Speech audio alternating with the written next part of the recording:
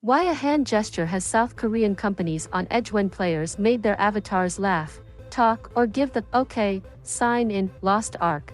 They clicked an icon featuring a gesture that might have appeared benign to many, an index finger nearly touching a thumb, but some of Lost Ark's users began claiming in August that the gesture was a sexist insult against men, and they demanded its removal. What happened next underscores a trend in South Korea among anti-feminists, who have been increasingly pushing companies to repent for what they see as a conspiracy within the government and private companies to promote a feminist agenda. Smilegate, the creator of Lost Ark and one of South Korea's biggest video game developers, quickly complied with the requests for removal. The company removed the icon from the game and vowed to be more vigilant about policing game-unrelated controversies in their products. A gender war has been unfolding in South Korea for years, pitting feminists against angry young men who feel they're being left behind as the country seeks to address gender inequality. Now, though, the latest development in this war is reaching a fever pitch. Since May, more than 20 brands and government organizations have removed what some see as feminist symbols from their products, after mounting pressure. At least 12 of those brands or organizations have issued an apology to placate male customers.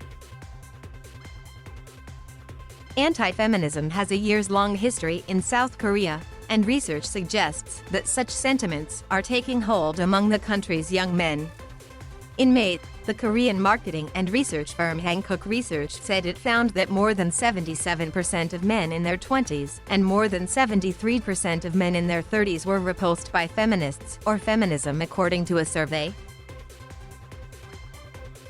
The fact that corporations are responding to pressure to modify their products suggests that these anti-feminists are gaining influence in a country that is already struggling with gender issues. The Organization for Economic Cooperation and Development says that South Korea has by far the largest gender wage gap among OECD countries. And roughly 5% of board members at publicly listed companies in the country are women, compared to the OECD average of nearly 27%.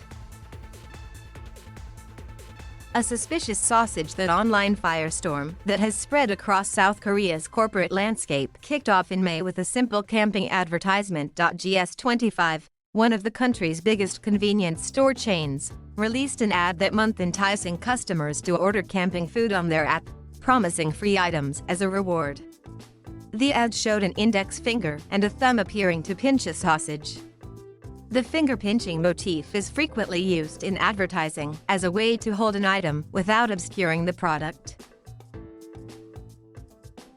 Critics, though, saw something different in that hand signal. They accused it of being a code for feminist sympathies, tracing the use of the finger-pinching motif to 2015, when the symbol was co-opted by Meghalaya, a now-defunct feminist online community, to ridicule the size of Korean men's genitals.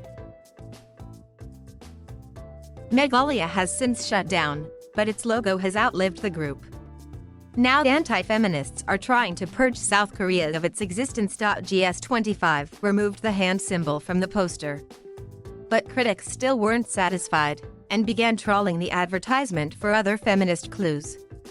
One person pointed out that the last letter of each word featured on the poster, emotional camping must-have item, spelled Megal, a shorthand for Meghalaya, when read backward. GS25 removed the text from the poster, but that still wasn't enough.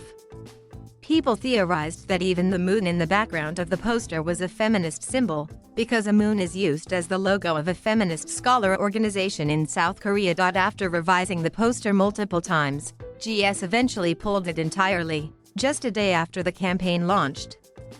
The company apologized and promised a better editorial process. It also said it reprimanded the staff responsible for the ad and removed the marketing team leader. The online mob had tasted success, and it wanted more. Other companies and government organizations soon became targets. The online fashion retailer Musinsa was criticized for offering women-only discounts, as well as using the finger-pinching motif in an ad for a credit card. The company defended the use of that motif as a neutral element regularly used in advertising, and said its discount program was meant to help expand its small female customer base. Still, founder and CEO Cho Man-ho stepped down after the backlash. Dongsuum, the Korean company that licenses a Starbucks ready-to-drink line in the country, was attacked in July after one of its Korean Instagram accounts published an image of fingers pinching a can of coffee.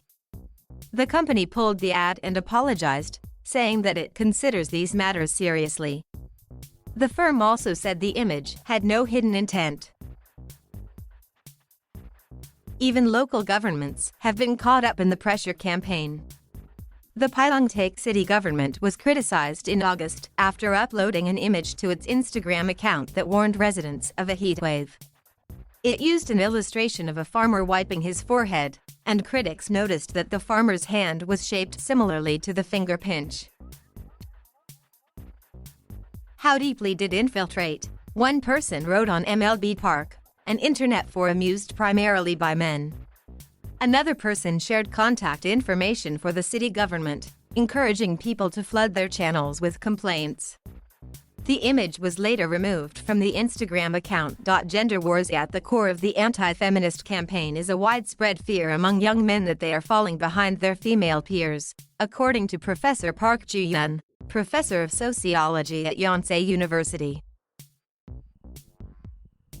The sentiment has grown because of a hyper-competitive job market and skyrocketing housing prices. The government has also rolled out programs in recent years to bring more women into the workforce.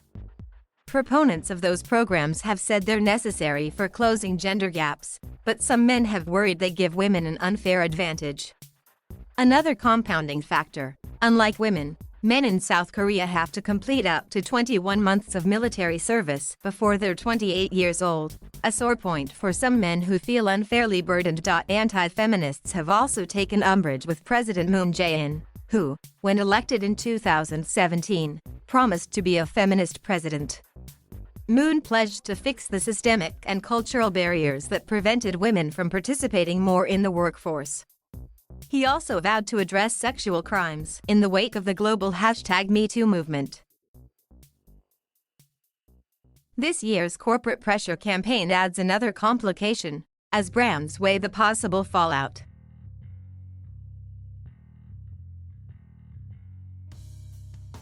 Thank you for watching. Please subscribe.